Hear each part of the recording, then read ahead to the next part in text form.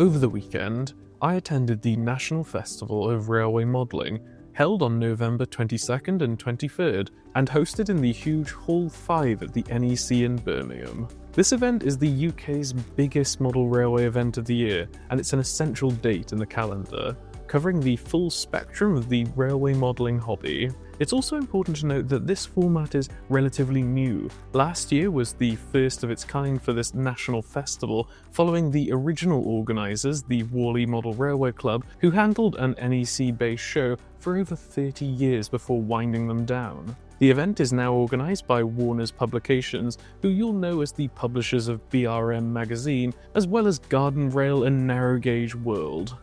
The show featured an incredible selection of over 60 layouts on display and more than 100 retailers filling this massive venue, truly showcasing the sheer scale and talent of the national modelling scene. It was an unbelievable weekend, and in this video we're going to take a look at all the layouts that were on display. If you enjoy our content and want to help support the channel, you can always check out the links in the description below. And of course, if you're new here, please subscribe to the channel so you don't miss out on any of our upcoming videos coming out regularly. James Street, built primarily by Steve Wright, is one of the largest and most operationally focused N-gauge exhibition layouts on the circuit. Set in the Midlands during the period of 1955 to 1965, and it is famed for its constant locomotive movements, often running between 8 and 12 trains simultaneously, making it a firm favourite with exhibition goers. This layout is massive, with an overall frontage of approximately 70 feet, and features a huge terminus station, 2 large goods yards, and a dockyard. This is connected with a multi-level mainline system that includes a high-level 4-track main line and a continuous branch line. Importantly, all the freight and passenger stock is stored in 2 large yards, meaning no hidden sidings are used, and all stock is visible to the public at all times. The layout was significantly expanded during the exhibition shutdown during 2020, and the work continues to this day to enhance its already high level of detail.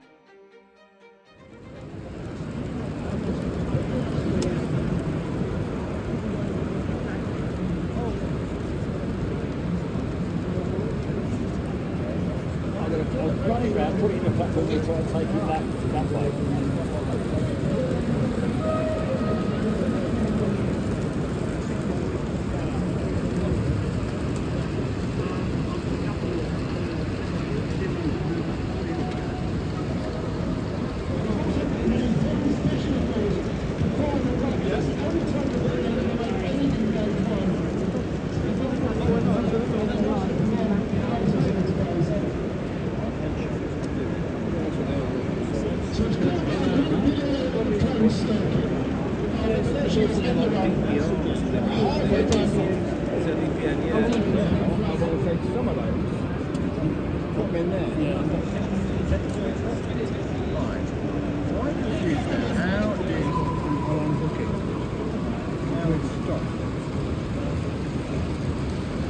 Go the other way. Hang on. With the brake then. Do it in stages. So where would I get the breakdown off here? Oh yeah, got it.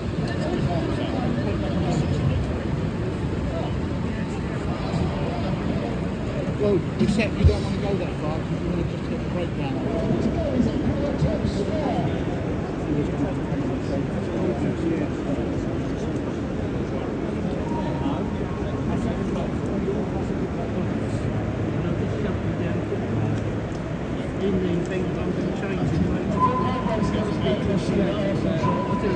Just another project.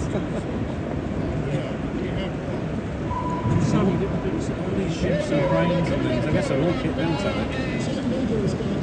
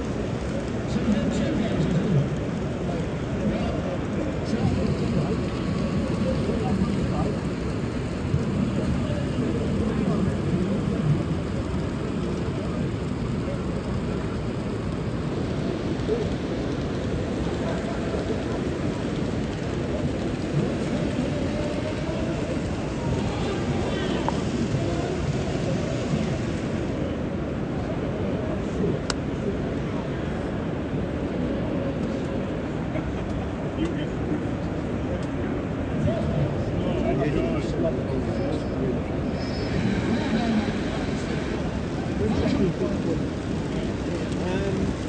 track for the general is very good today.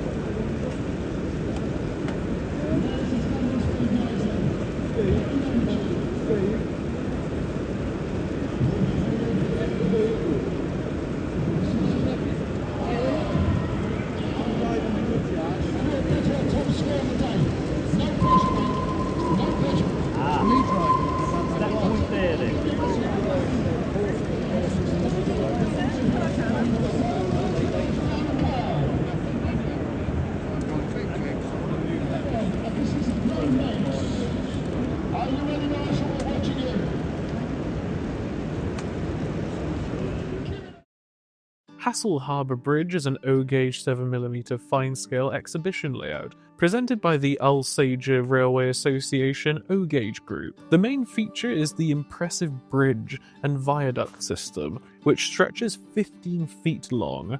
While not a particular prototype, the inspiration for this large, bow-arch steel bridge comes from a crossing over the River Wear at Sunderland. The layout is designed to be a compact, continuous run, successfully demonstrating space-saving HOe Gauge operation using tight 4-foot 6-inch radius curves. Built in just over 12 months, the team made great use of recycled materials for the track, baseboards, and scenery. Operationally, it shows a mix of steam and diesel trains from different eras, with added interest provided by shunting activity on the dockside and also a working wagon incline.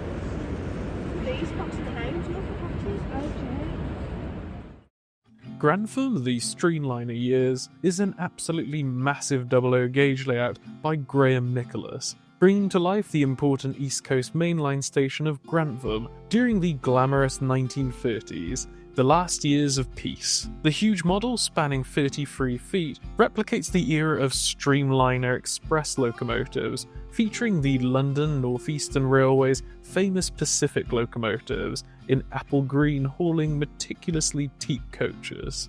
The layout successfully incorporates the locomotive depot at the front, and operation is strictly analog, with signals controlled and interlocked with points to run a complex, prototypical schedule representing a full day's worth of traffic. The sheer scale and commitment to the 1930s aesthetic made this a stunning exhibition piece, requiring a large team to run its complex operations.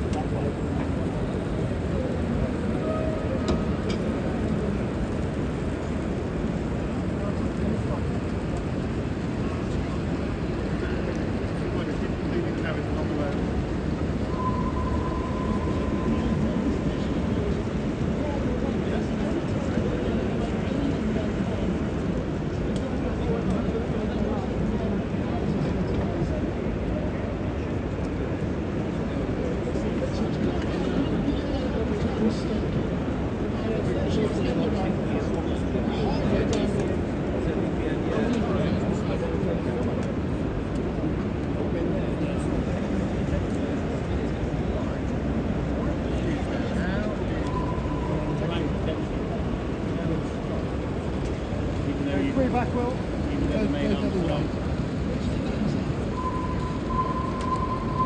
on. Do it in stages.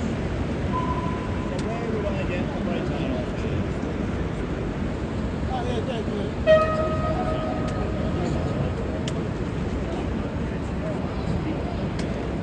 Well, except you don't want to go that far. You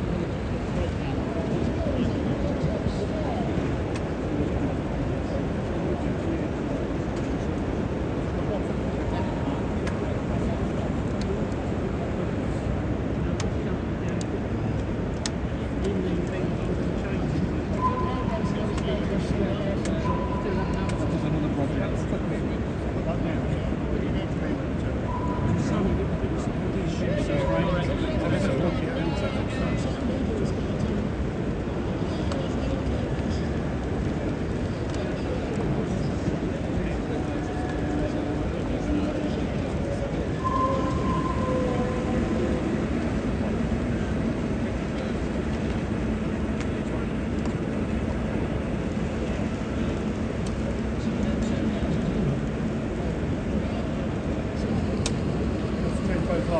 One half seems to go the first time, the other half goes the second time. That's about it. I'm doing A4. They've done it, as long as it's not a streamliner.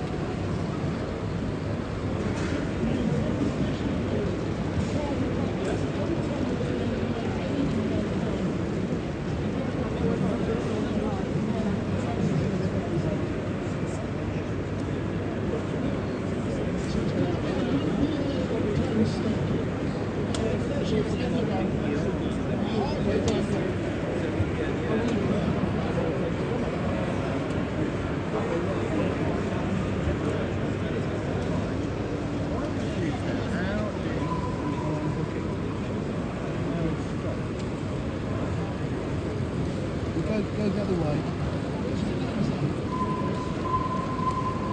Hang on. With the breakdown. Do it in stages. So where would I get the breakdown off here?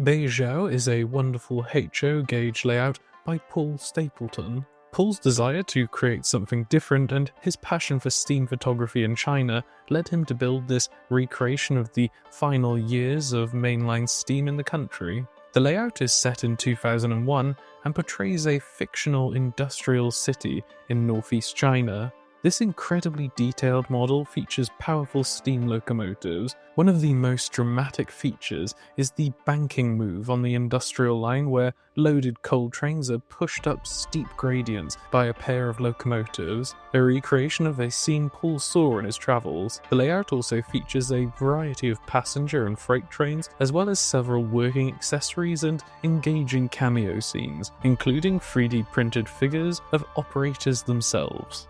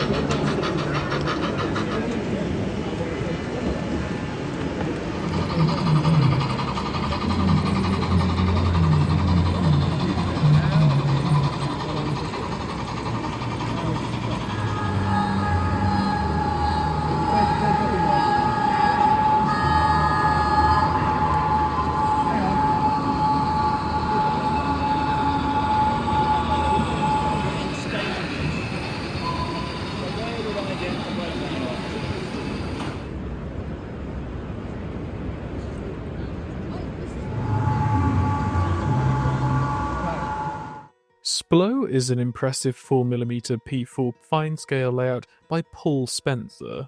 It's a fictional but realistic model of a freight transfer yard in South Wales, specifically near the Cardiff tidal sidings, set in the late 1980s. The layout is dedicated to capturing the heavy freight traffic and the wide variety of locomotive liveries in the final years of the Speedlink era. It is built to the highest standards of P4 track gauge, featuring hand-built trackwork and extensive, highly detailed structures that are all scratch-built and heavily weathered. It uses DCC control and Dingham automatic uncoupling systems for realistic, intensive shunting operations. Yeah. You keeping it work? Yeah, I'm still off. Oh yeah. See you later.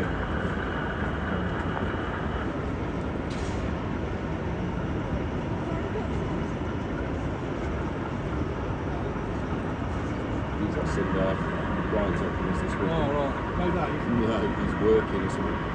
So, yeah, he's not sick this week. Yeah. You keeping it work? Yeah, I'm still off. Oh yeah.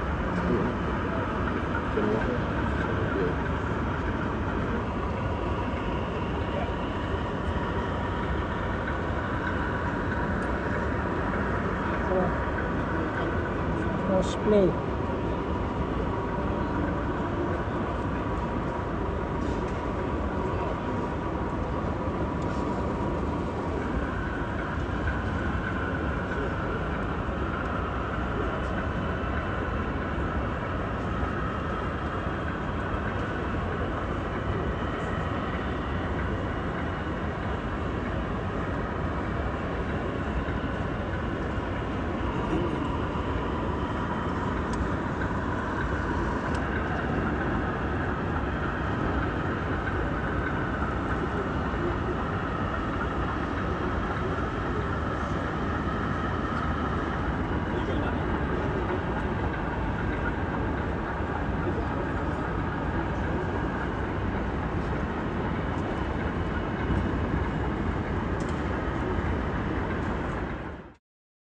Blowers Green Wagon Repair Yard is an impressive HOe Gauge layout built by Bill Connolly. This model is a slice of the West Midlands, just a stone's throw away from Dudley.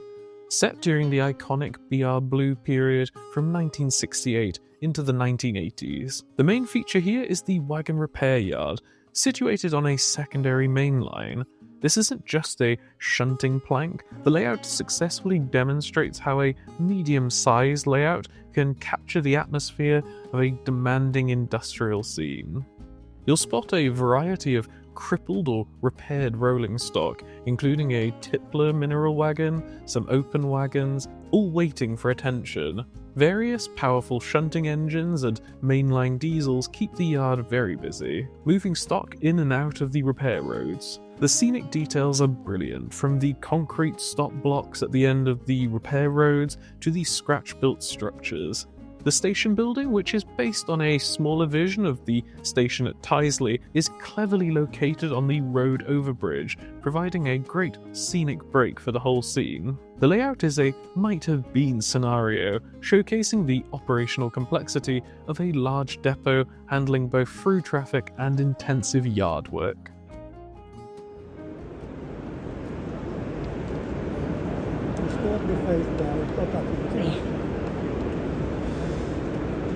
Guess I had a couple of pints last night.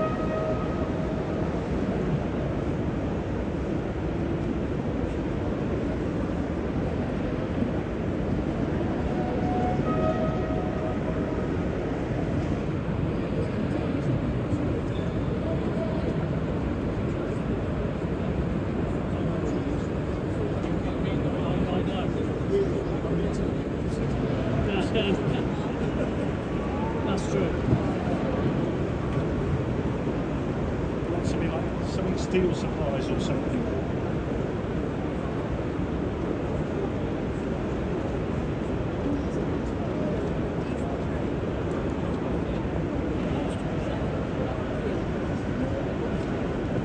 Needs to be more appropriate to the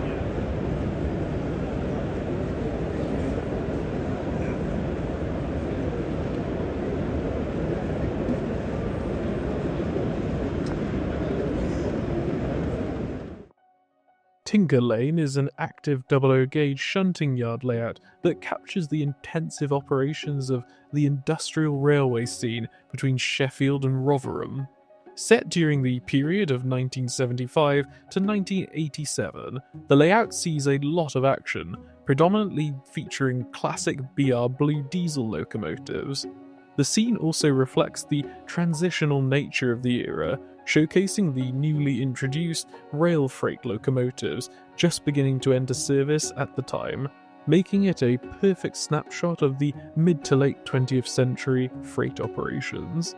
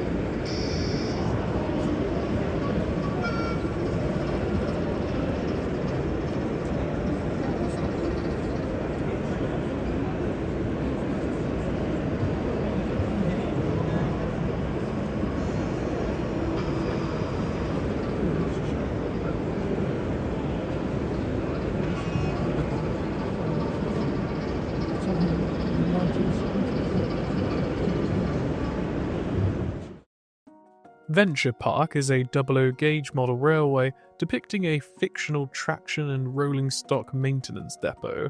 The layout is set near Kettering in Northamptonshire on the Midland Main Line, sometime in the early 2000s. The focus is on the servicing and maintenance of Midland's HST stock, which features heavily, though various other DMUs and coaching stock is also present. This layout offers a highly detailed and modern image depot scene, perfect for showcasing the complex operations and diverse diesel motive power of the early 21st century rail network.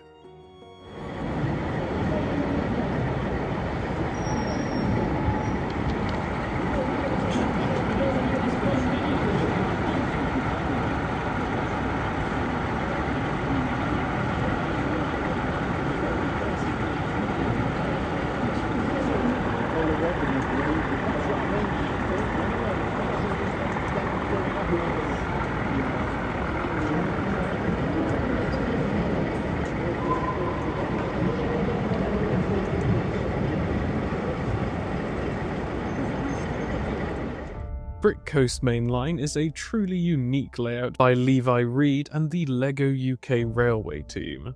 The display completely changes what you think of when you hear the words model railway, showing the incredible potential of modelling with LEGO bricks. This is a collaborative effort by the northern members of the LEGO UK Railway Club, and it represents real-life locations all wonderfully reimagined in LEGO form. You'll see famous structures like the Forth Railway Bridge, as well as Stonehenge, and the Great Central Railway's Rothley Station, and the Locomotion Museum in County Durham. All of the locomotives and rolling stock are scratch-built entirely using LEGO bricks, and battery-powered using various control systems. The team uses specialized elements, including some 3D printed parts for track works and other details. The entire layout is an impressive demonstration of skill and imagination.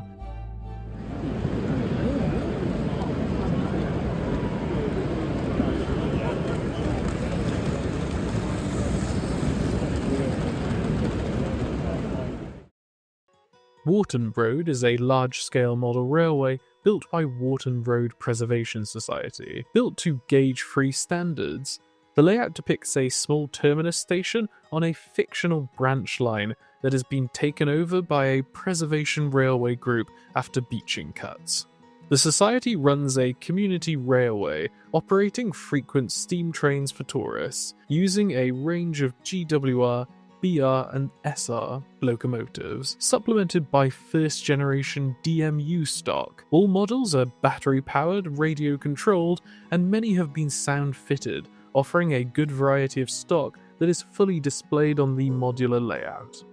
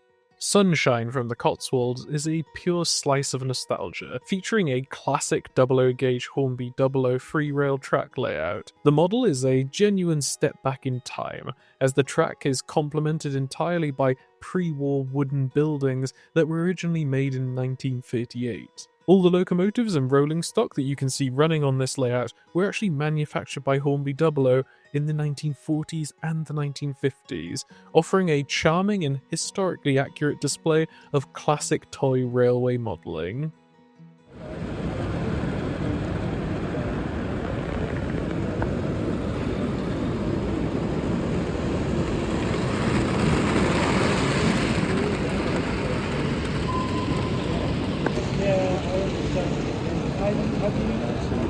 Leaving on copper.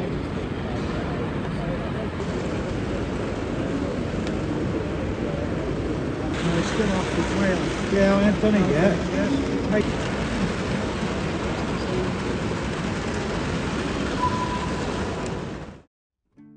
The next entry is a clever collaborative display by Fair to Midland Group, which combines two individual OO Gauge layouts into one continuous scene. The first section is a fictional industrial area in the north of England, set during the 1950s. The second section is a colliery, with a deep underground mine now controlled by the National Coal Board. Here the colliery's own locomotives shunt coal wagons through these screens and headstocks to the exchange sidings.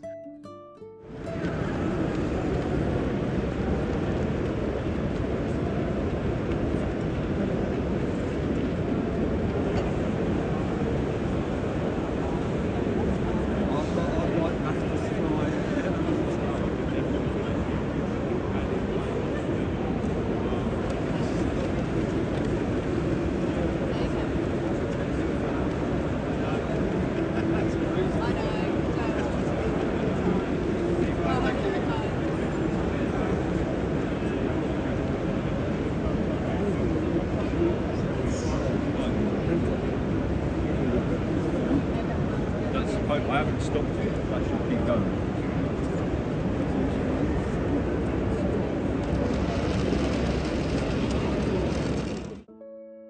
Millthorpe Light Railway is an OO9 Gauge layout by Chris Richardson, set in the beautiful Peak District. The model depicts an entirely fictional narrow gauge preserved railway operating in the present day. The preserved setting allows for a fantastic variety of both rolling stock and railway activity.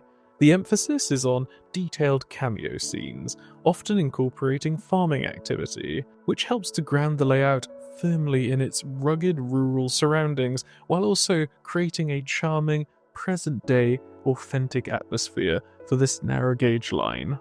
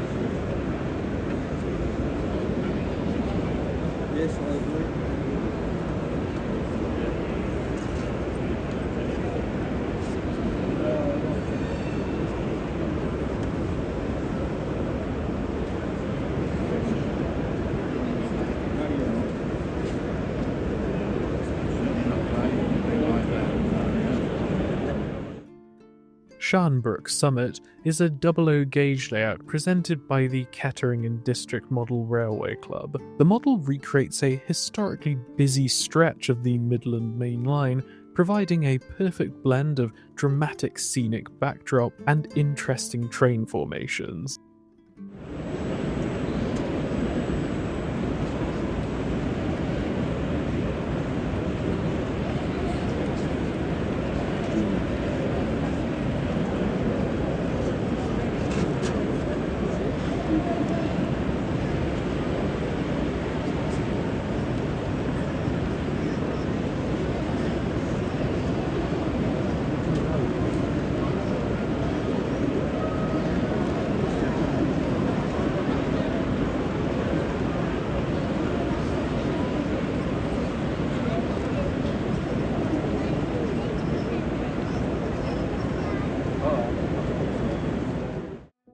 Newcastle by Water, an N-gauge layout presented by the All-Sager Railway Association, is a modern image layout which features a busy 4-track main line. The layout is designed with dedicated passenger and freight lines, which allows the club to showcase a wide variety of contemporary rolling stock.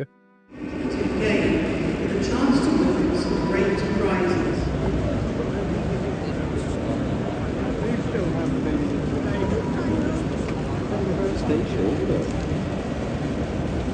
This is all a bit.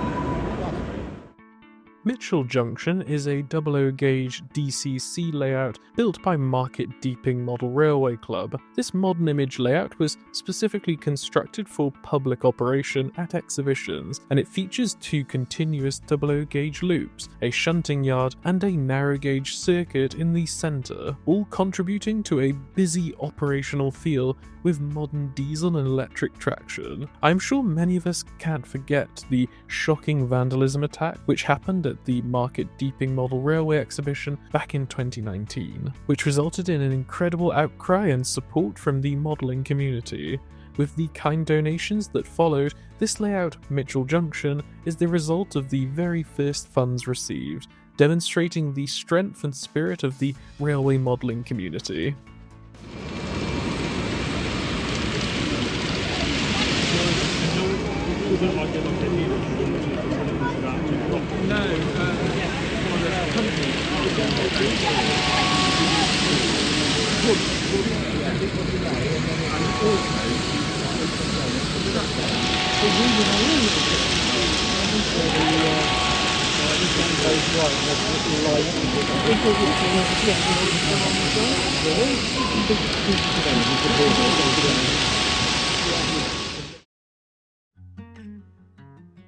Wiveliscombe is a OO Gauge layout created by Tony Hiscock and Derek Garrett. It provides a beautiful and faithful representation of Wiveliscombe Station on the Devon and Somerset Railway. The model focuses on the later years of the station's life, specifically under British Railway control, depicting the station and the adjacent goods yard and the surrounding area just before its closure. This model is highly regarded for capturing the detailed atmosphere for a quiet rural branch line terminus in its final years of steam and early diesel transition.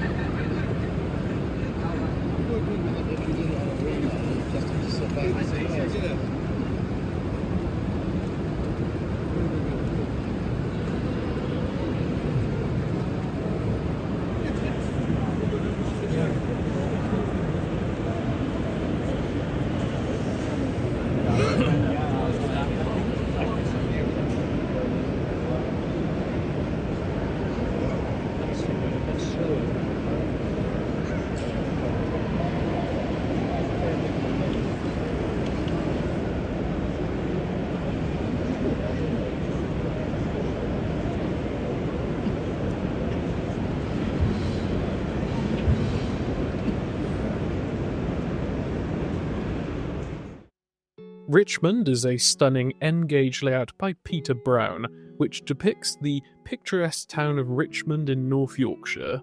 This award-winning railway is famed for its beautiful craftsmanship and attention to detail. Every single building on the layout is scratch-built and based on actual prototypes found in Richmond, capturing the unique architecture and atmosphere of the town.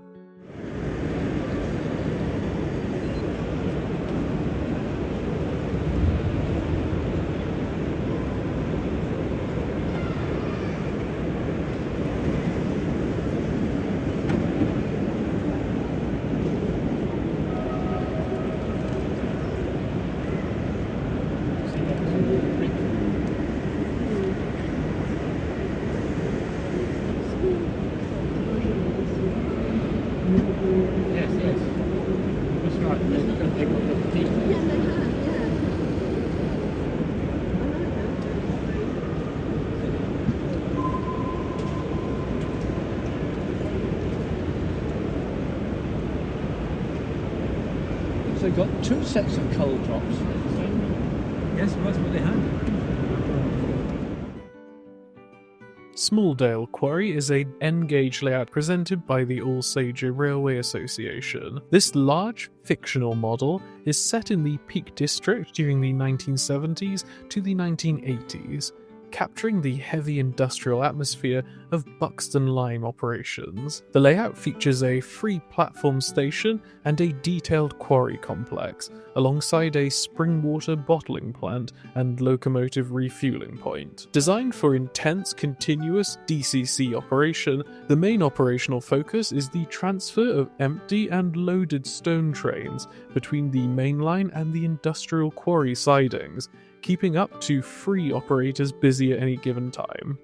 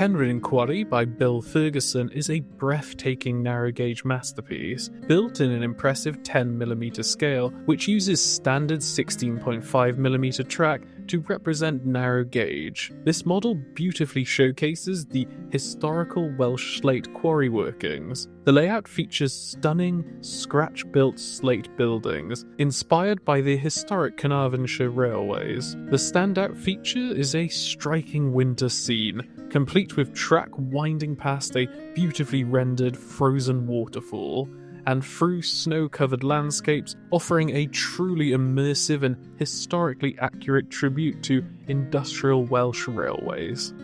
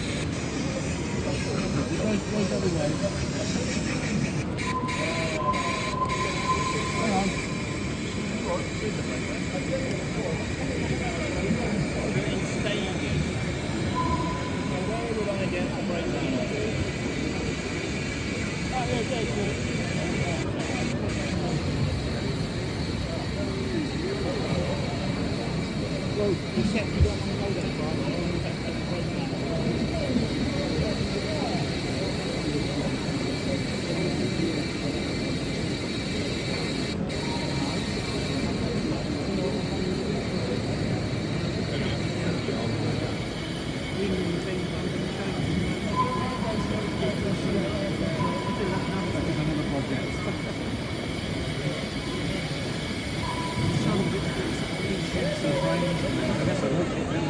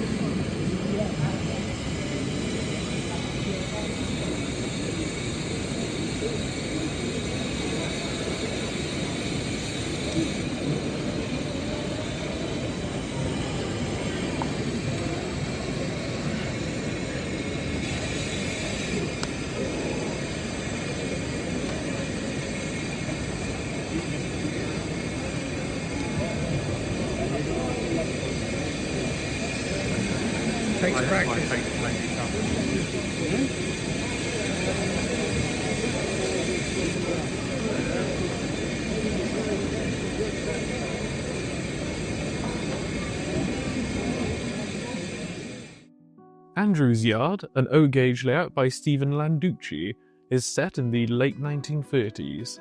This model captures the classic steam era when the Great Western Railway engines were busy collecting and dispatching wood and coal from nearby yards. You will also see the odd British Rail engine running in and out, adding an interesting element to the operation.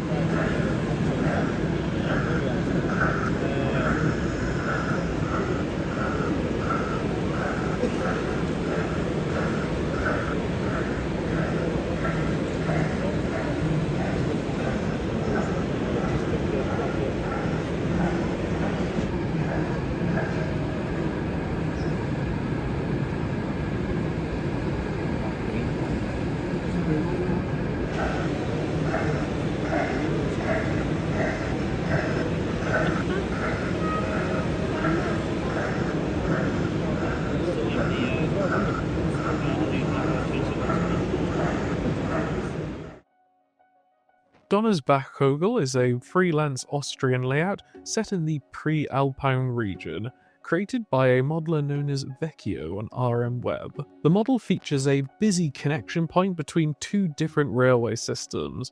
The first is a single-track electrified main line, and the second is a HOe narrow gauge line that terminates at the old station building. Historically, the narrow gauge was used to transport minerals from a remote mine, but today, that mine operates as a show mine, and the narrow gauge line primarily runs tourist traffic, creating a fascinating contrast between the heavy industry of the past and the scenic transport of the present, all within a busy station environment.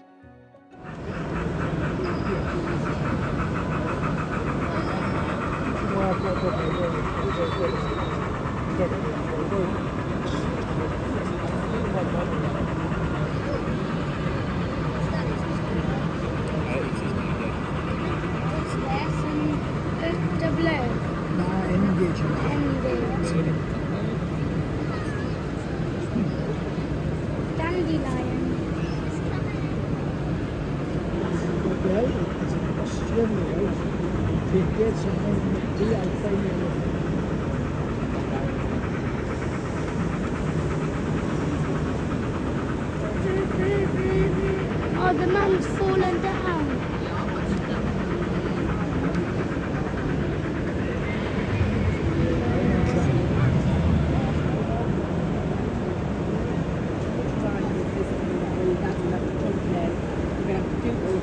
Down there along the bottom.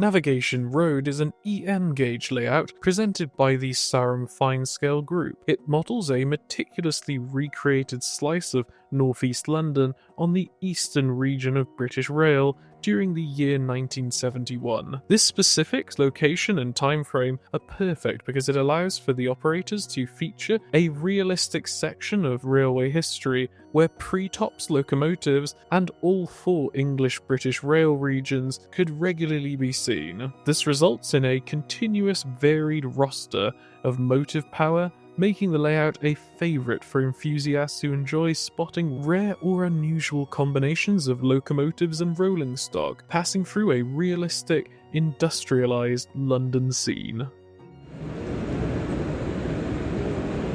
Isn't it?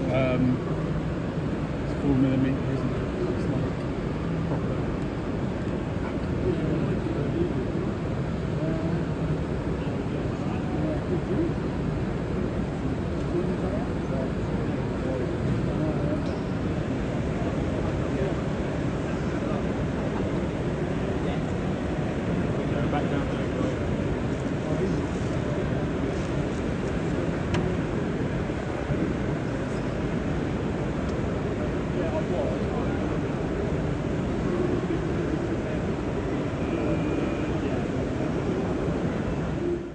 The Ridings is a large exhibition layout from the Gauge 1 Yorkshire group. The layout is almost 60 feet long and 30 feet wide, built to the Gauge 1 scale. This scale is where modelling and model engineering meets, as there is a major focus on construction and operation of live steam locomotives which are powered by liquid fuel, gas or coal. The Yorkshire group frequently exhibits these large layouts which are designed to showcase the beauty and operational realism of this impressive scale.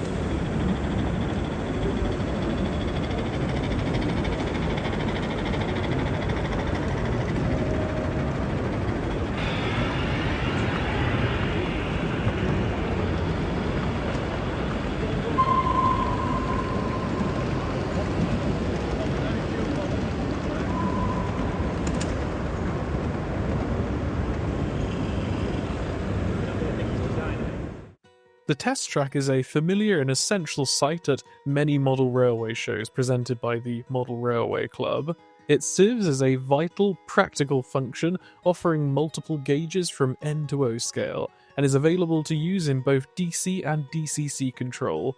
Modelers can use the test track if they've got a new purchase that they made at the show, or just to check out the functionality of one of their own engines that they've brought along, ensuring that their locomotives and rolling stock are running smoothly before they return home.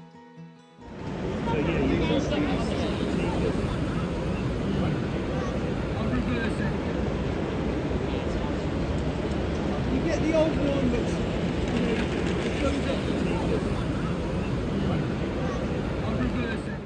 Lacydale, an N-gauge layout by the Model Railway Club, is inspired by the picturesque limestone valleys of the Derbyshire Peak District during the 1950s. The layout portrays a section of the old main line that historically ran between London and Manchester via Derby, utilising impressive viaducts and tunnels to navigate the winding valley. To boost operational and visual interest, the modelers added a fictitious local branch line down to the valley floor, featuring a local station and goods yard. The layout is controlled by NCE Power Cab DCC systems, with an upper and lower level operating on separate circuits. For exhibitions, this high-level main line can run under full automation using PC software, allowing for up to 16 trains to be driven automatically, which simplifies the running process and allows the exhibitors to interact with the public.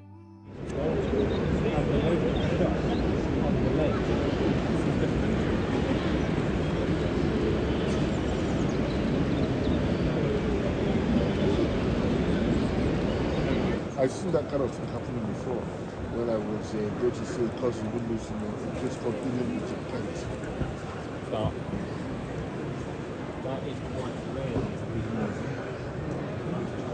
It is far away.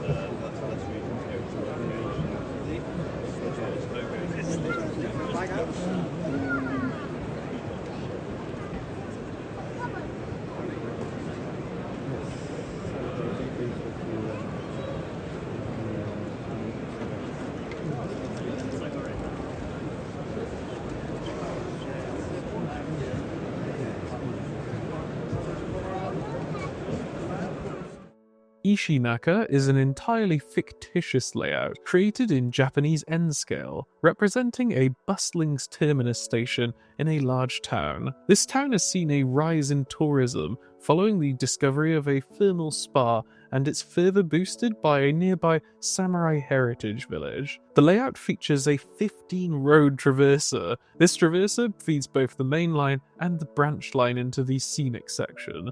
Furthermore, a tram track at the rear of the layout links the station directly to the Samurai Heritage Village, ensuring constant activity and a great variety of modern and historical Japanese rolling stock.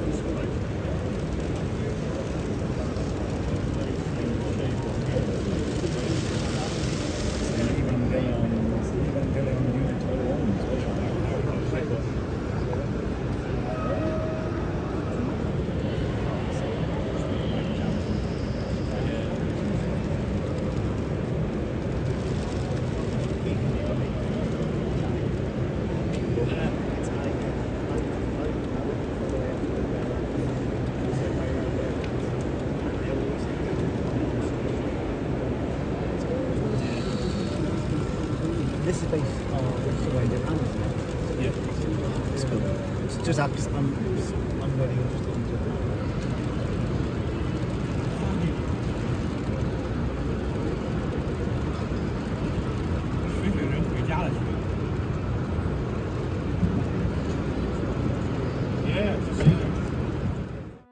Portishead TMD, built by Jack and Charlotte Butler, is a modern image HOe Gauge layout designed to be run with full DCC sound. The model is based on a hypothetical scenario where the Portishead Railway had remained open and developed into a bustling modern depot for operators like DB or EWS and DRS, serving the nearby Portbury and Portishead docks. The infrastructure includes a full road engine shed with 2 central inspection pits, plus a 4-bay refueling station. The entire layout is heavily weathered for realism and features full working yard lights, workshop lights, and signals. It hosts a diverse range of locomotives and rolling stock dating from 2000 up to the present day, including various rail charter locomotives.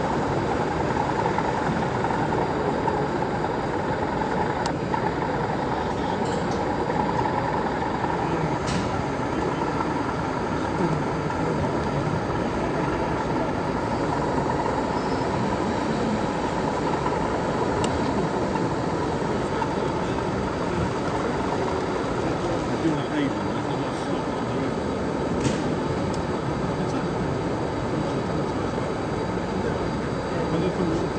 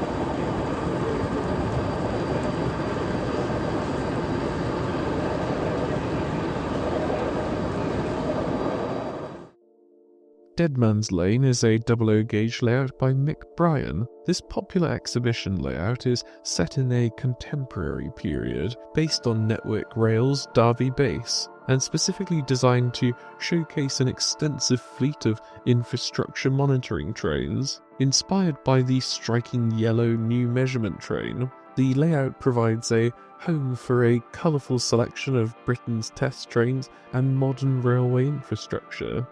It functions as both a shunting yard and a through line for services, with a continuous loop allowing for the running of long trains. Key scenic elements include detailed replicas of the real buildings, creating a realistic industrial backdrop. The layout showcases a diverse range of locomotives and rolling stock, reflecting actual sightings around the Derby area.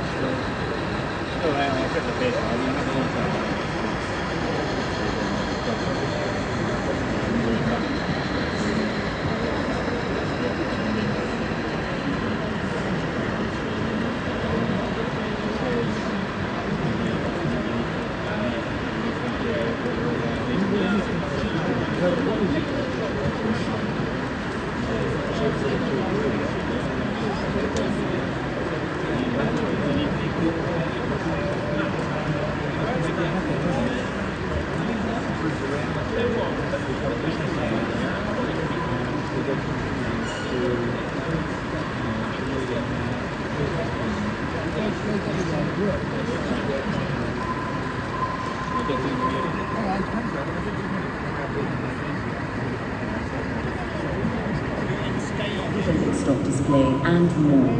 Have the greatest day. People who remember steam engines finally died after giving you the money when they originally left.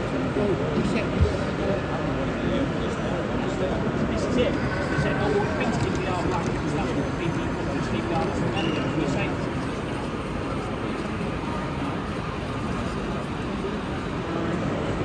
see if I can catch you. I need some lunch apart from that. Oh, here you go.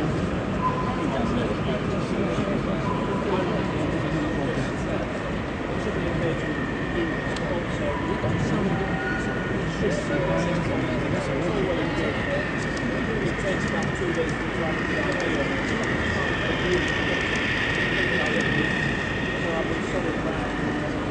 and the microelectronics this is it, because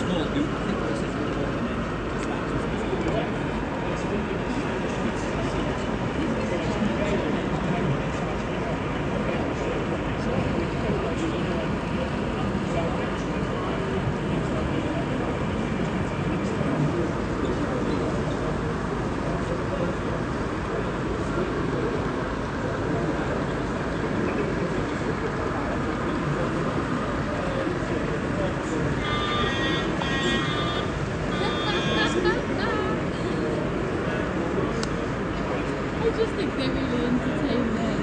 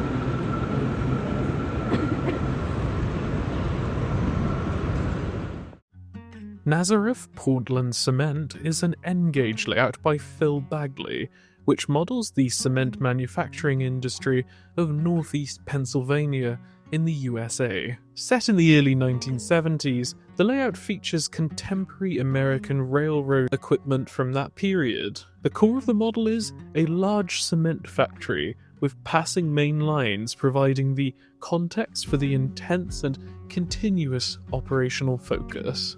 The layout successfully recreates a heavy industrial environment and the continuous logistical challenge of moving raw materials in and finished cement products out, typical of US railroading at the time.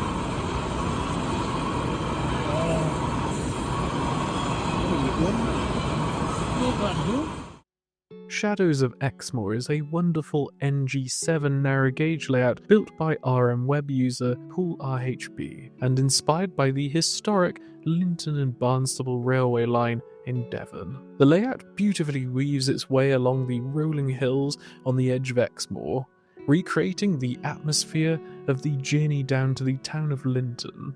NG7 scale uses 16.5mm track to represent the prototype's 2-foot gauge, which results in an impressive looking chunky locomotives and rolling stock, perfectly suited to the rugged terrain of the Exmoor setting.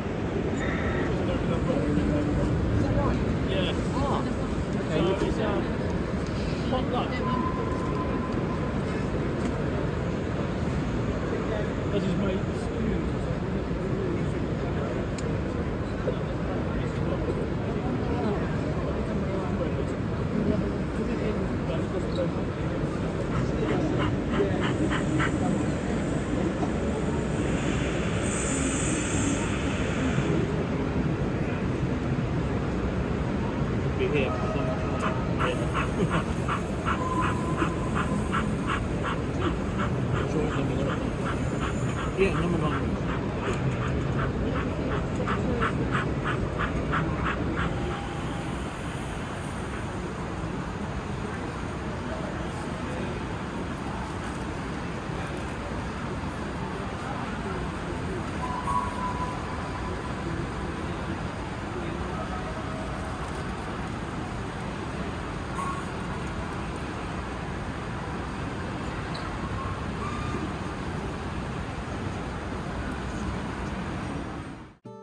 Wimborne is a stunning HOe Gauge layout presented by the Wimborne Railway Society, modelling the Southern Region station from its hometown in incredible detail. Set in the 1960s, the layout is a true community achievement, as members work to measure and document the station buildings before they were demolished in real life.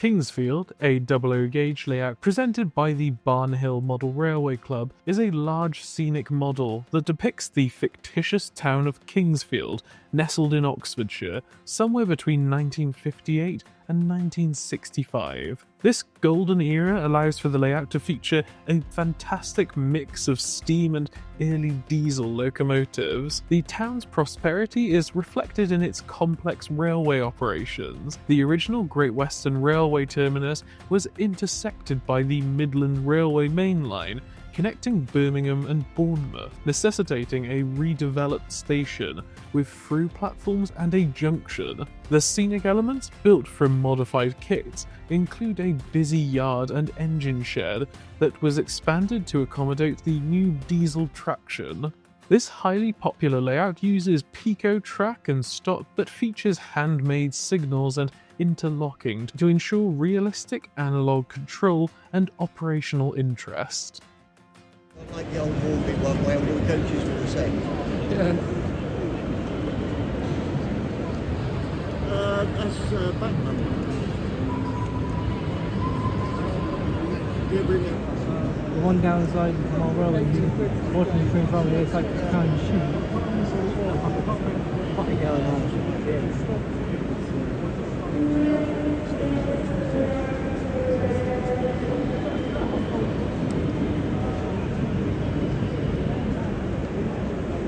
before we start forcing the rails.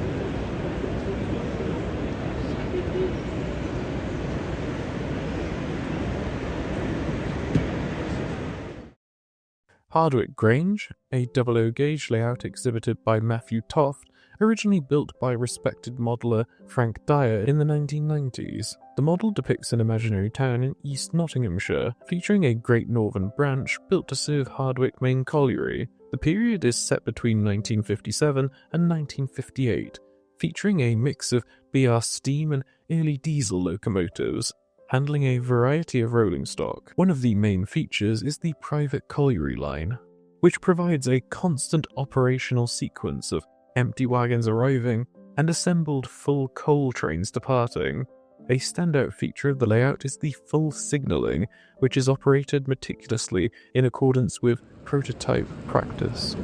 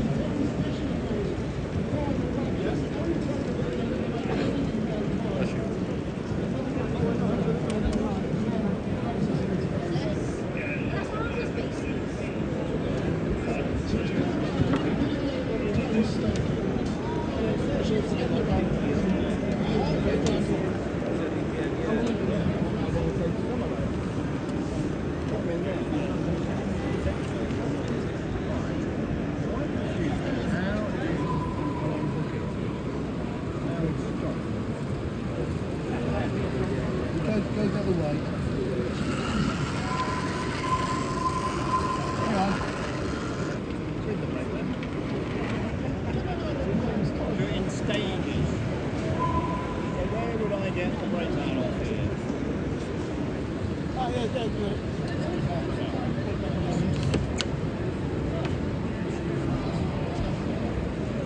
Except you don't want to go that far. Break down.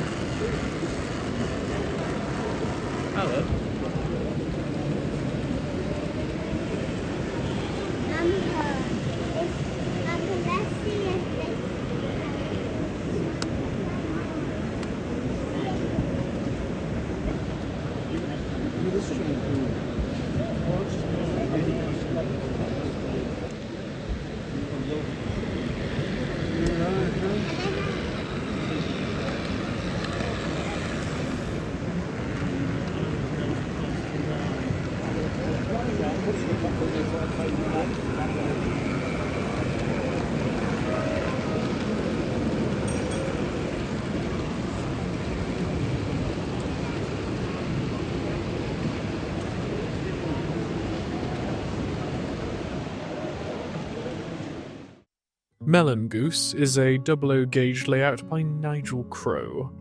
It is set at the end of a single-track branch line that connects the main Plymouth to Penzance Cornish main line at Par. The survival of this line is due to the busy China Clay Works located at the terminus. The model is set between 2003 and 2005, a time when the EWS Class 66 diesel locomotives were beginning to replace the veteran Class 37s based at St Blaisley Shed. Although the infrastructure on the Cornish branch lines has remained largely unchanged for decades, this era provides a great mix of rolling stock, including passenger services operated by Wessex Trains Class 150s and 153s. Despite the small scenic section of just over 5 feet, the layout achieves complex operation thanks to a sector plate and traverser that feeds into the China Clay facility, a cement depot, the platform road, and multiple hidden sidings.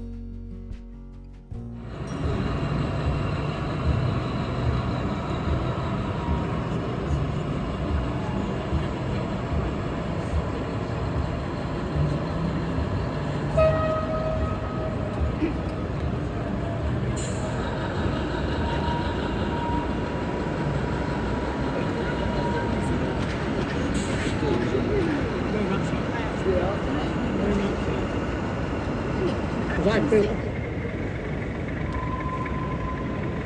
have to get that up to 12.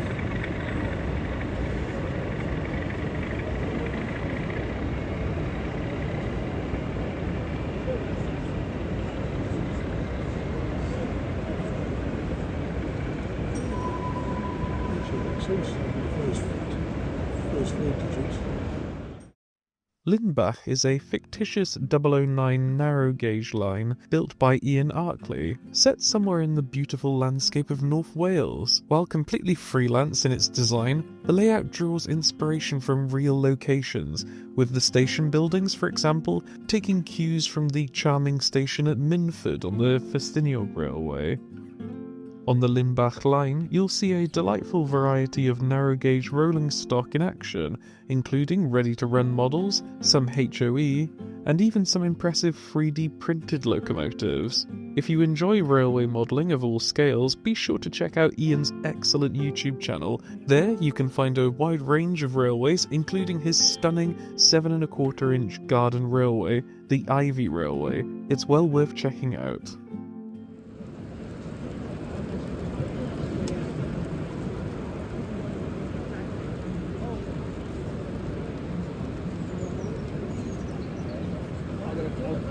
put it in a platform and try and take it back that way.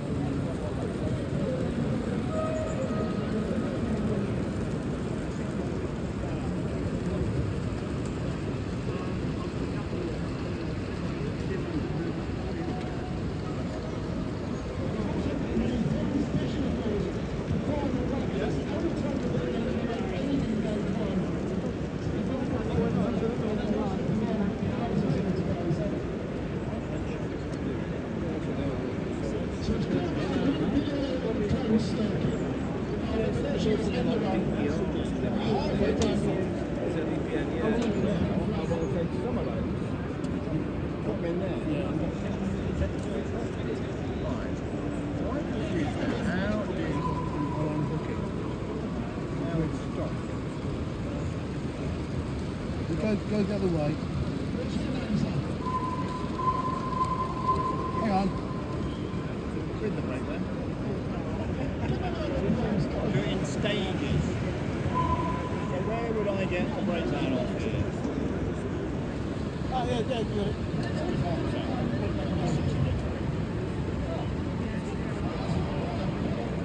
Well, except you don't want to go that far because you want to just get the breakdown off.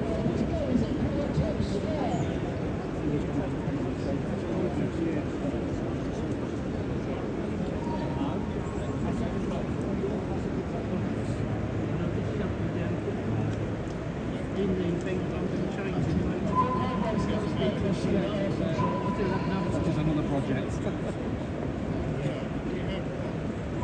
So all these ships and cranes and things, I guess they're all kit built, aren't they?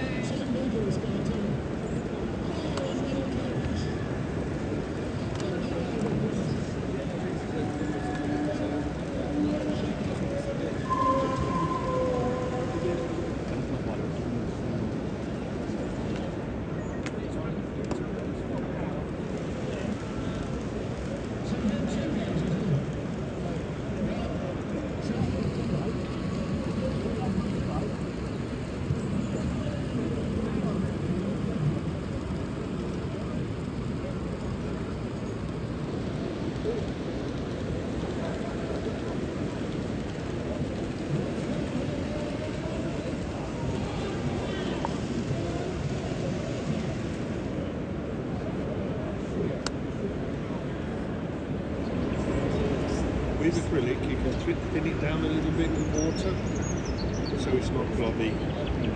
So you get spray primer. Yeah, we do usually get the roll spray primer. I found that is. Whittle's March is an atmospheric OO gauge layout depicting a cement works railway scene.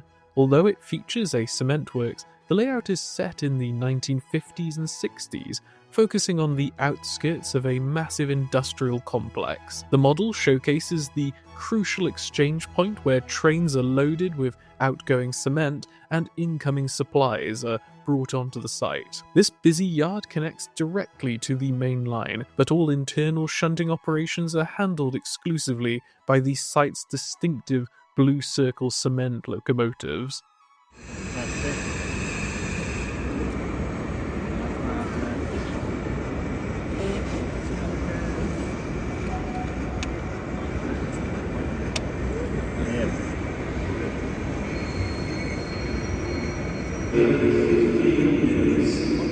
We'd like to thank all of our tenders and operators who have come and supported their vision this weekend. Yeah, your couples.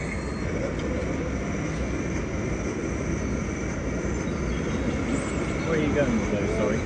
I'm just going to put them on the brake mat. Oh yeah, no worries at all.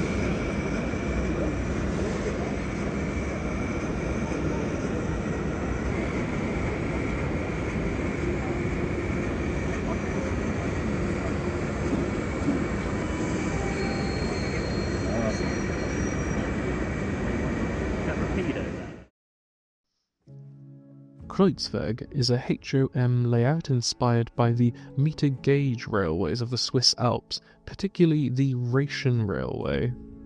This layout, designed for scale-length trains, is based on scenes between Cloisters and Davos. Kreuzweg, meaning cross path, refers to a ski pest passes under the line. The layout features plaster rock casting, carved stonework, running water, snow, 3D printed signals, and catenary. Rolling stock is by BMO, and the track is 12mm gauge Pico Flexi track. A 7-road traversing table handles off-scene storage, eliminating the need for points. Operation is currently by a single analog DC controller. The layout aims to capture the charm of the Rhaetian railways, with its red trains against a snowy alpine backdrop, and including recognisable services like the Glacier Express and the Bernina Express.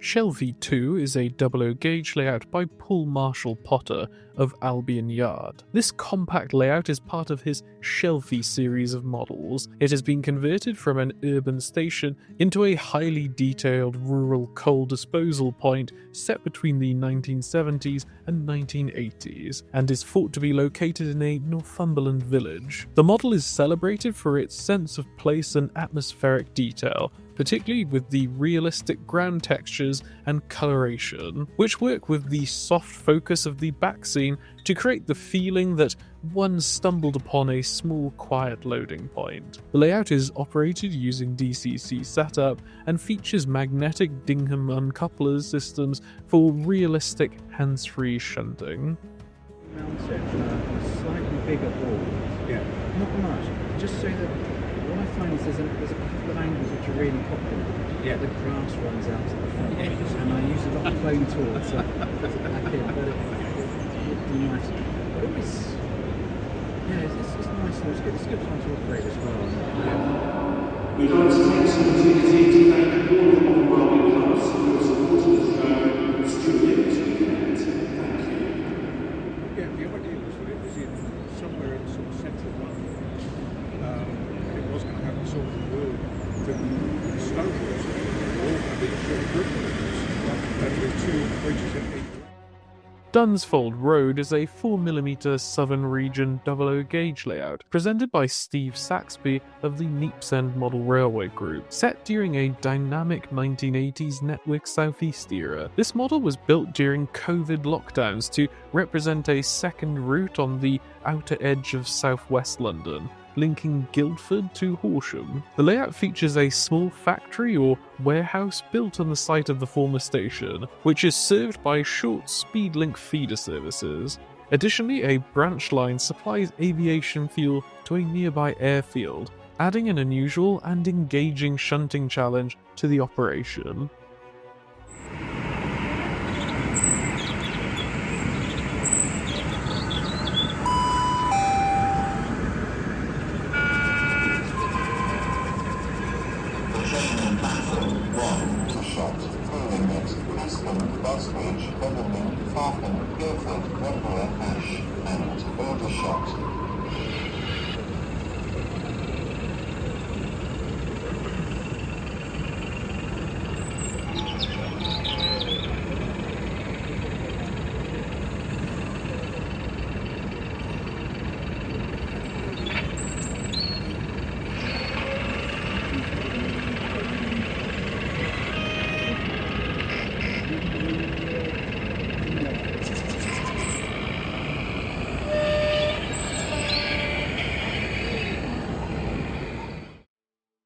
Renwick is an OO gauge layout presented by the Newcastle Model Railway Club. It depicts a fictional terminus of two branch lines, both set on the North Eastern Railway in its later days, specifically modelling the period between 1900 and 1908. The setting is a small station based on Gillsland, where the typical North Eastern Railway features abound, such as the goods shed and the distinctive coal drops. The layout, built with red sandstone structures, showcases a variety of early 20th century stock and represents a confluence of lines with one fictional branch leaving the Newcastle and Carlisle Railway at Brampton Junction and the other from the Settle and Carlisle Railway at Lazenby. Pico turnouts are operated by push-pull rods, adding to the hands-on operational feel of the layout.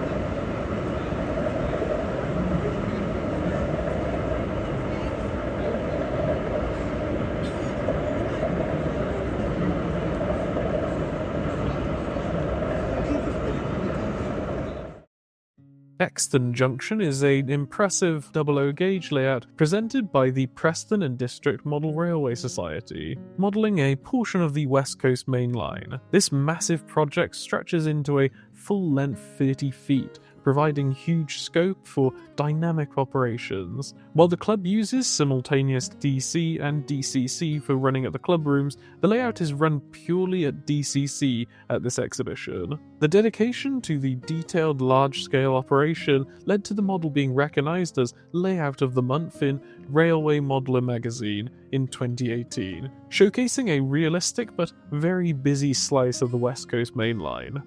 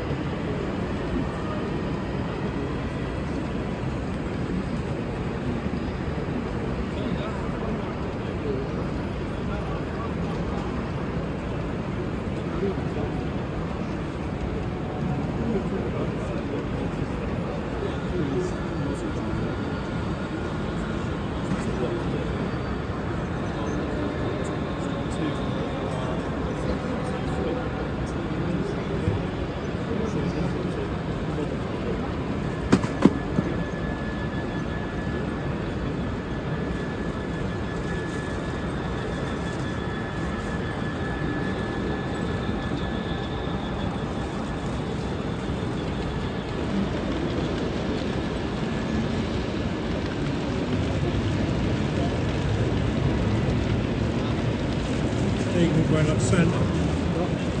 Walk around up centre. Like this. Oh, no, bring your test.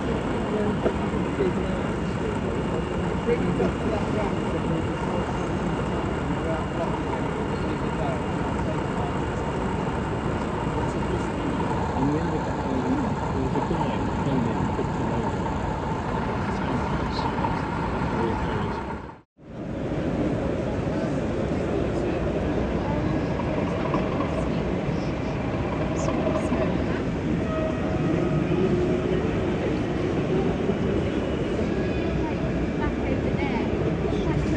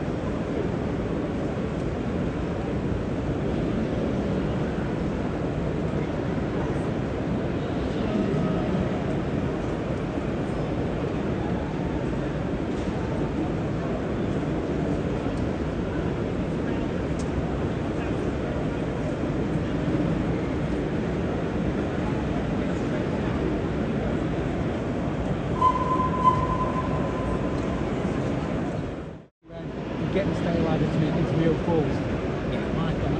Ran on my arse show, I didn't have a problem, but now I'm getting a problem with not. A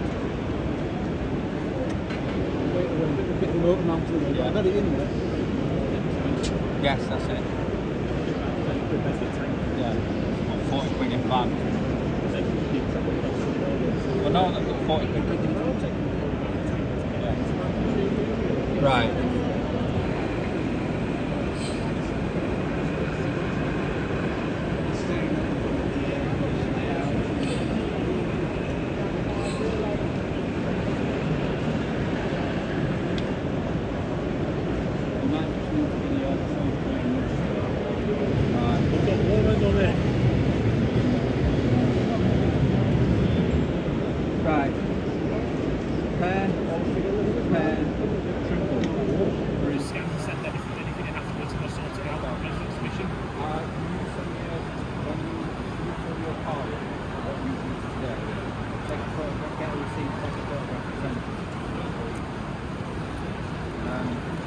I just said to him, I filled in bank decision, so it's fine.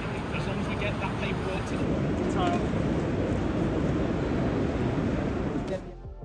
Rampage is a striking OO gauge creation from renowned sci-fi modeler Laurie Calvert. This futuristic layout is built around a dramatic robot theme, where the action literally never stops. This complex, highly detailed scene is guarded by space marines, and the atmosphere is heightened with the effects like smoke pouring out from the layout. It's an incredible example of how model railway techniques can be adapted to create a fully immersive, dynamic, and imaginative science fiction environment that goes far beyond the traditional railway.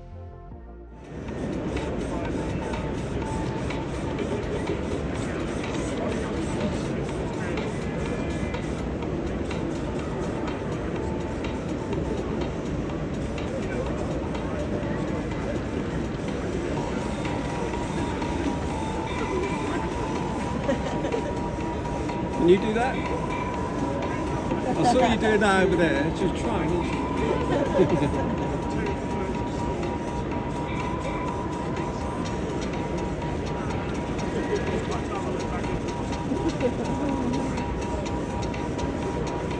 Straight.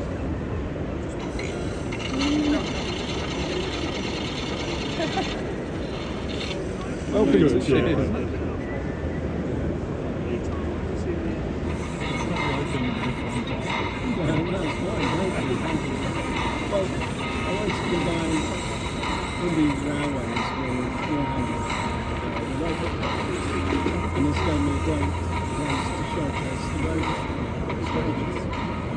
Dance now.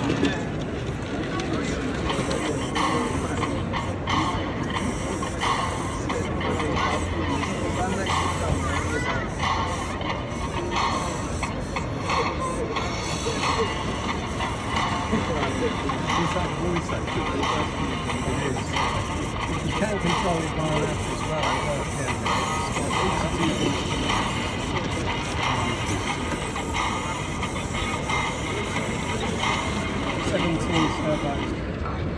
Propose.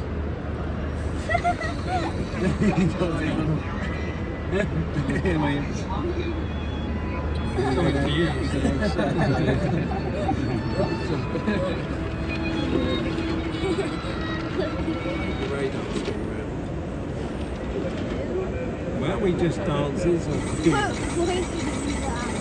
somehow he doesn't overbalance. Say kung fu. I'll wait for him to say I'm here. Try again, really loud. You have to say really loud, HK1 and then kung fu when it's and then you have to say something.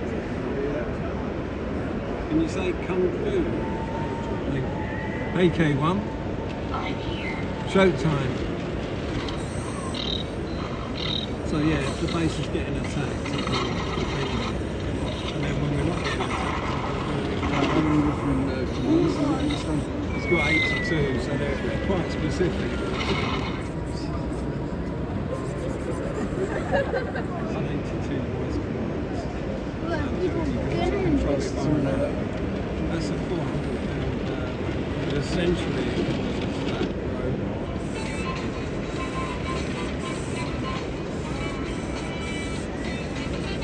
You made it. Dawlish Warren is an N-gauge layout by Chris Morris, which captures the station in picturesque South Devon before the old station buildings were demolished, setting the scene on a lovely day with the blue sea and the shining sun. The model focuses on the iconic western region, and features include the famous seawall, red sandstone cliffs, and 4-track Mainline. The layout runs stock from the 1960s right up to the 1990s. Using an analog control system, with diodes for storage roads to simplify operation. Despite its relatively simple track plan, Chris runs the layout to a strict operating sequence, controlled by working semaphores. What makes this model truly stand out is that Chris built almost everything himself, demonstrating that a highly detailed and operationally interesting layout can be achieved on your own.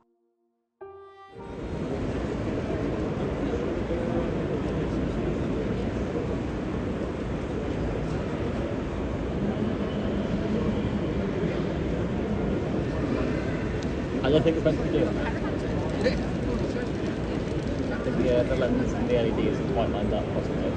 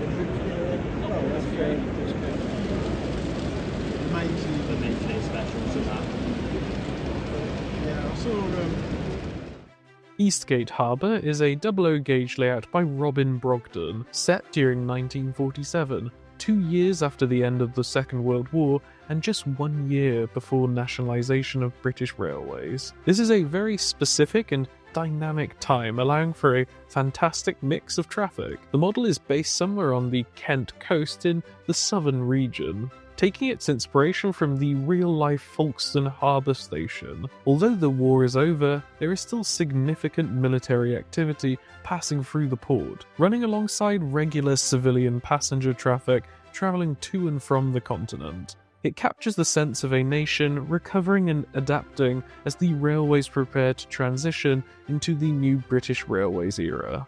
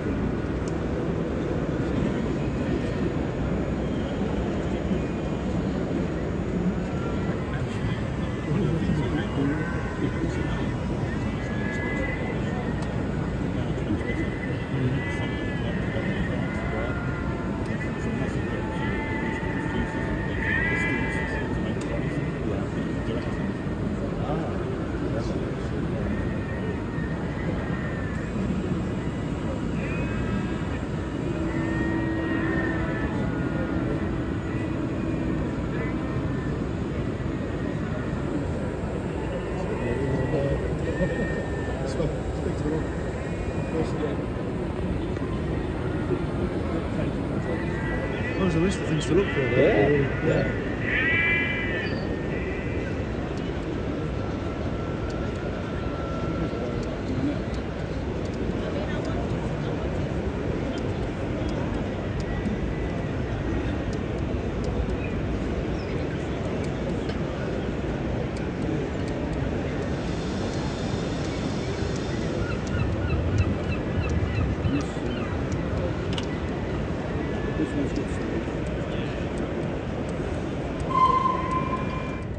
There's no action, but obviously, yeah, this is a...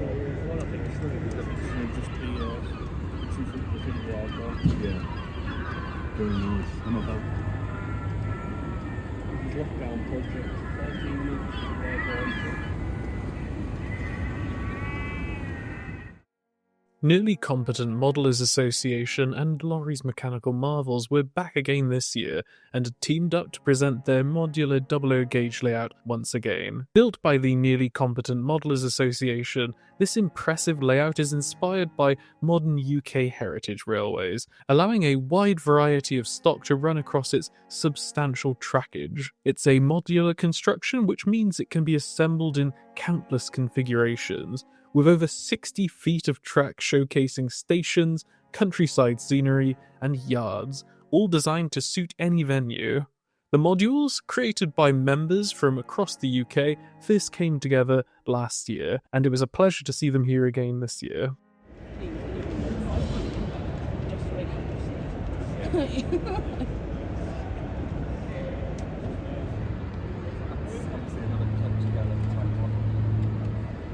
Supposed to be doing our OO9 now.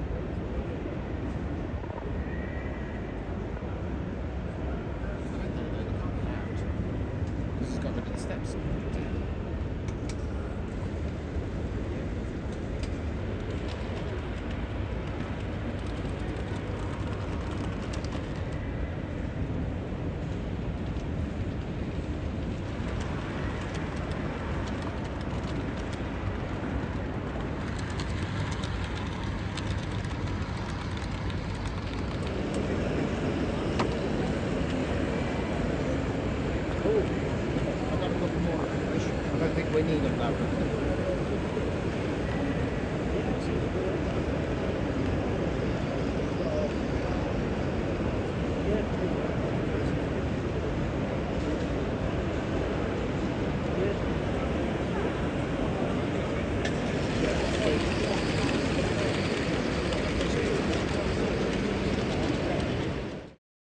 Donaghadee Railway Station is a HOe Gauge layout built by Gordon Hunt of the Ulster Model Railway Club, and is a superb replication of the station set during the 1950s. The model is located in Donaghadee, a picturesque town on the north-east end of the Ards Peninsula in Northern Ireland. Historically, Donaghadee was the main trade route from Port Patrick in Scotland to Ireland, starting in the 1600s, earning the name Gateway to Ulster for Scottish settlers. The layout features a highly detailed depiction of the area, including the distinctive station building, which is located within a repurposed house structure, beautifully capturing the unique atmosphere of this coastal terminus.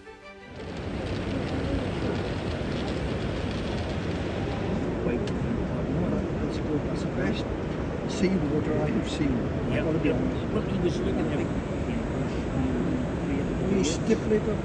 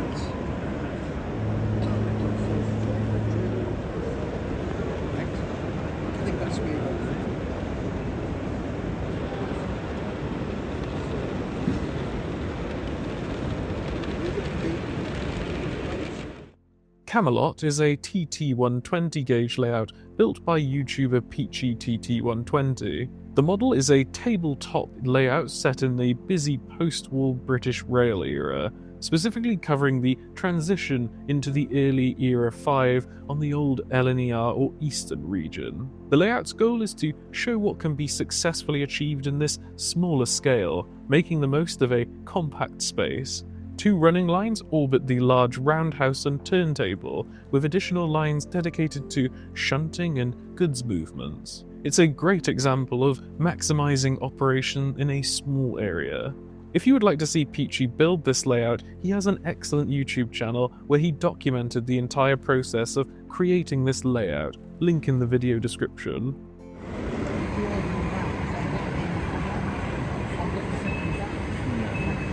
What's second batch? Might not be one. I mean, either these or the West Coast who say along with that. Probably on my YouTube channel saying, what Peachy wants, Peachy gets. Oh, I'm not actually really that bothered about this sort of stuff. I'm going to get myself some West Coasts.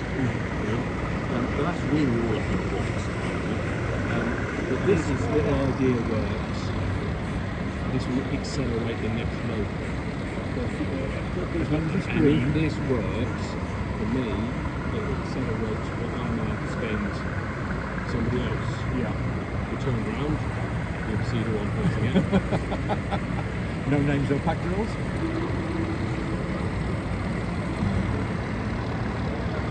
It means I will sell them because I'll just go back on the shelf. So do you want me to put your name against one of them? Yes. If they do it as a second one. Can you...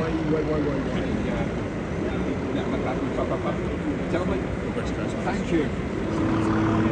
Right, postcode DY8. 8 a tiny hole through the fire plate from the inside, put the cable through, and then put the power caps. I thought that was going to be a tight squeeze. I know how we can do it, but because it's easy on the OG, so I'm not allowed. Yeah.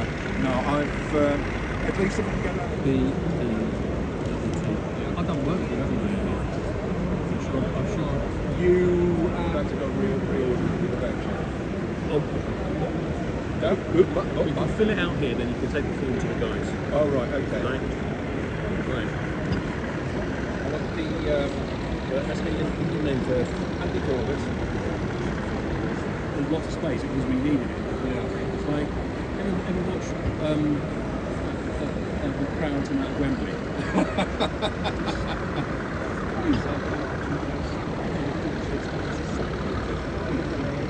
Yeah. Now, do you know that teaching the Yes. Have you seen the email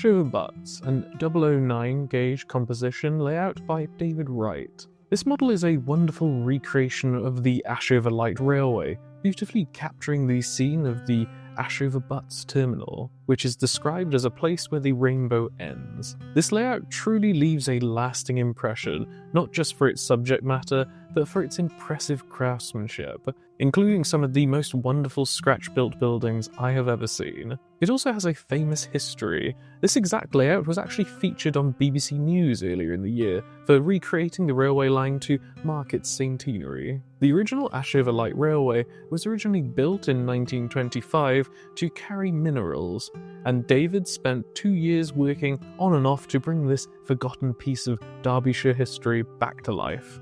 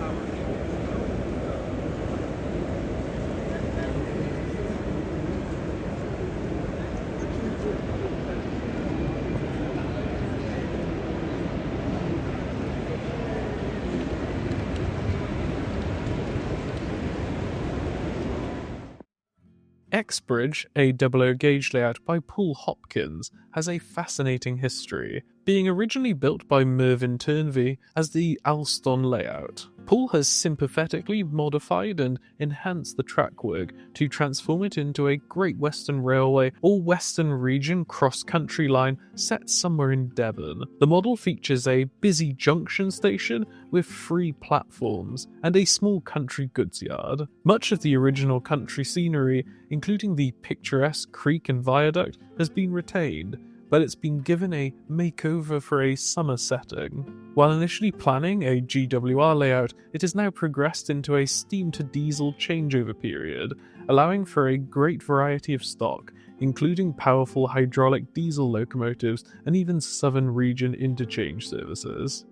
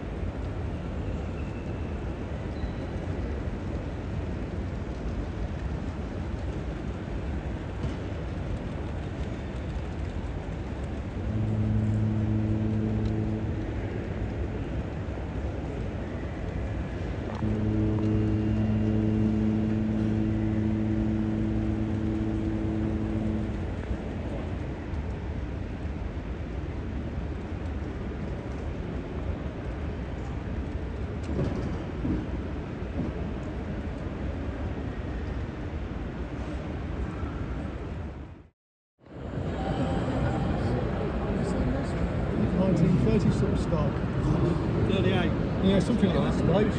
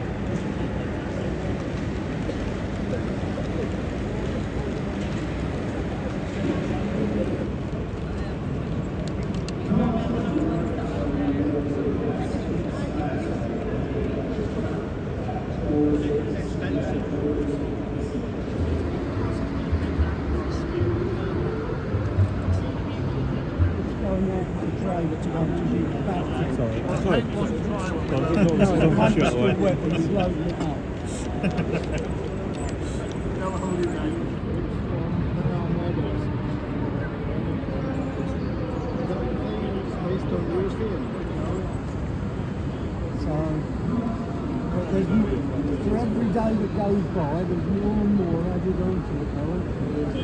All these signals, all of this has all been done. Next time we'll go out with Sizzles work.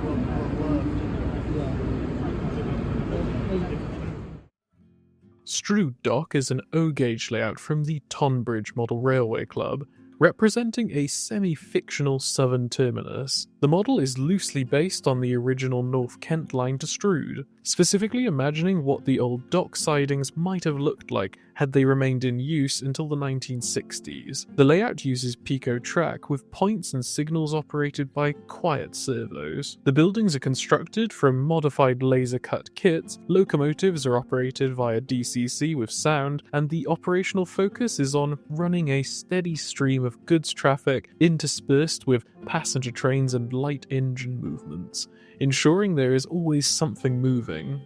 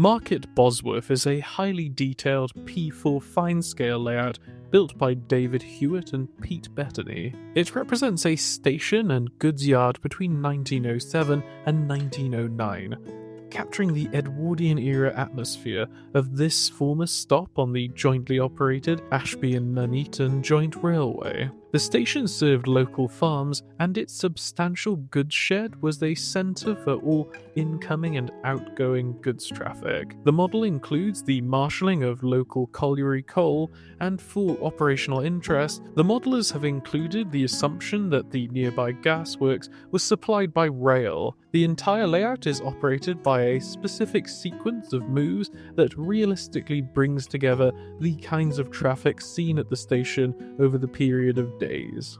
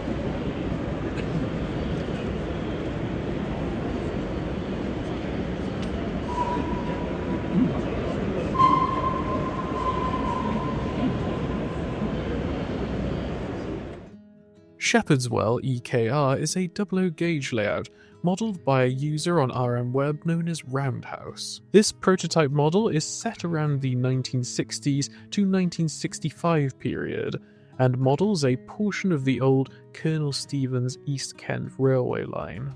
The time frame is chosen to allow for the running of a great mixture of both steam and diesel locomotives on this line that survived into the nationalisation era. The layout features industrial operations, including mineral wagon trains, and incorporates the modeller's own historically twisted elements, such as a passenger service lasting longer and the survival of the old engine shed as an industrial maintenance base.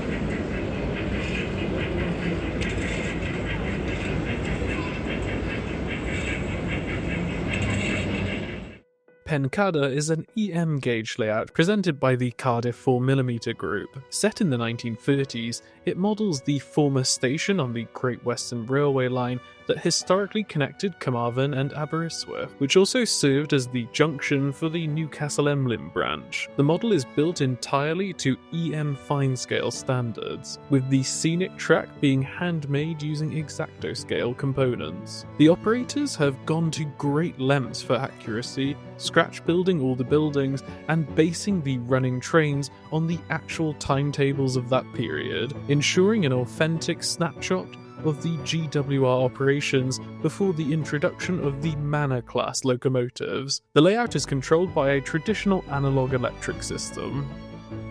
Westcliff?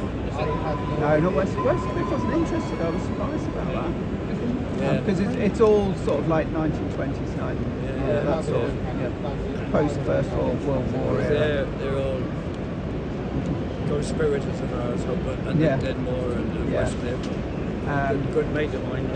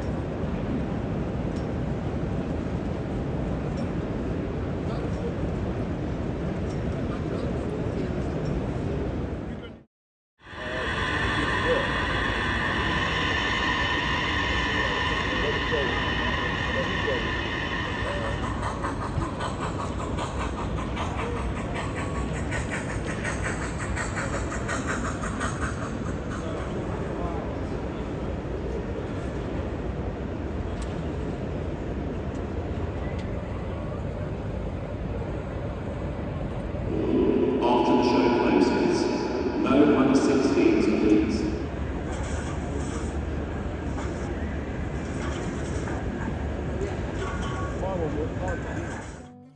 The classic novels of Agatha Christie is a unique and entertaining DUBLO gauge layout that successfully merges the literary world with the model railway world. This one-of-a-kind creation is packed with action and special effects designed to delight anyone that watches. Key features include a flying plane, a moving delivery lorry, and a cruising Nile riverboat, bringing to life the dramatic elements from various Agatha Christie mysteries. To enhance the experience, the model includes full lighting, working signals, an operational level crossing, and to top it all off, a spectacular addition of a working avalanche. The layout is a masterclass in dynamic animation and railway storytelling.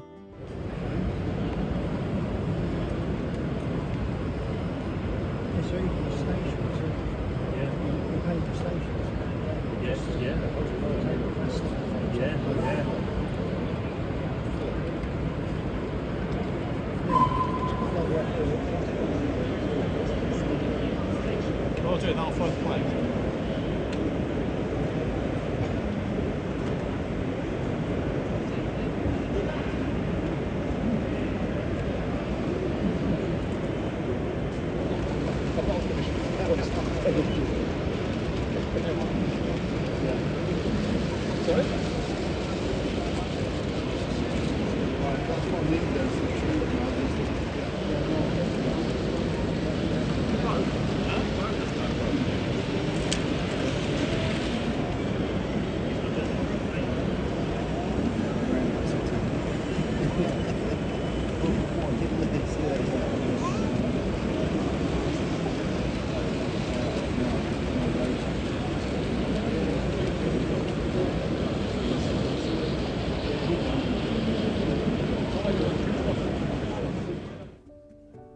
One of the big highlights of the show was the Pico Rail 200 model layout competition, which has been an immense success, immediately capturing the imaginations of modelers across the UK. The contest challenged participants to create highly detailed layouts on specific baseboards kits. With over 600 kits purchased, the response has clearly been immense. Due to the very high quality of the entries, the judging panel had a tough challenge to narrow down the final winners and runners-up. These winners and runners-up were personally selected by renowned railway modeler Pete Waterman, who was incredibly impressed by the standard and noted that the large representation of younger modelers, calling it a positive sign for the future of the hobby.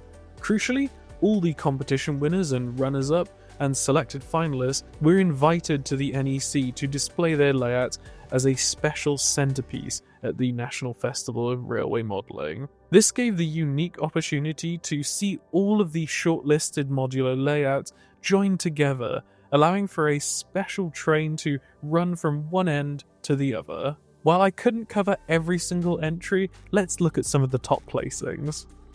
In the modular category for modelers under 16, the winner was 14-year-old Hugo Sands with Brampton Bridge. His design cleverly featured a modern main line crossing over a heritage line to show the different periods of railway history. The runner-up was George Fearon with his hugely imaginative A Kraken Day. George combined his love of trains with the film Pirates of the Caribbean, modelling a fantastic kraken with tentacles made from polymer clay snatching a coach that has been pulled from the track. The modular category for modelers aged 16 and over was won by Joseph Lawrence with Project New Street. This layout is a masterpiece of ultra-realistic, scale-accurate modelling in OO gauge, depicting platforms 4C, 5B and 6B of Birmingham New Street Station, complete with the Black Sabbath mural. The runner-up was Mike Tomlinson with Mind the Gap, a fascinating model based on the Bakerloo line at Trafalgar Square Tube Station from the late 1960s, featuring classic title designs and even the London Post Office Railway. The shortlisted in this category was Alan Jenkins of MIB Models with his entry, the BWR. Brunel was right. In the standalone category, which allowed for any scale diorama, the winner was Justin Clayton with Tyke siding in TT120 scale. His model was inspired by the Yorkshire landscape, where industrial towns meet the Pennine Moors, depicting how different forms of transport have evolved through the Industrial Revolution. The runner-up was Wood End, a HOe Gauge micro layout diorama by James Walker. James from the Western Signalman YouTube channel has documented the creation of this micro layout, and it is well worth a watch. The link is in the description below. And finally, Tom Marshall from Buggles Kelly Station was shortlisted with his amazing Glen Shangan layout in the minute T gauge scale. The name, funnily enough, translates to Ant Valley in Gaelic. Tom has also documented the creation of this on his YouTube channel. The link's in the description below. The standalone category for the younger modelers was won by 9-year-old Milo Parkinson with Two Bridge End. Milo's entry was inspired by a visit to Totnes, featuring a busy countryside scene where a mainline railway runs across the top of a bowstring bridge over a river. The runner-up was 14-year-old Oliver Turner with The End of the Line in HOe Gauge, which focused on the interesting, often overlooked subject of the abandoned sidings and disused rolling stock. And of course, in addition to all these fantastic layouts, there were so many traders, societies and demonstrations at the show, but I simply couldn't cover them all as well as the layouts. I sincerely hope that you've enjoyed taking this look at the National Festival of Railway Modelling 2025. This video was absolutely the biggest project that I have undertaken this year in terms of filming and editing, so do give the video a like if you've enjoyed it, and if you're interested in more videos like this, please do subscribe to the channel and check out my other videos if you're interested. There's more content coming out regularly. If you have any questions about any of the layouts or traders, please feel free to leave a comment below. Thank you all so much for watching, and I'll see you soon. Bye bye.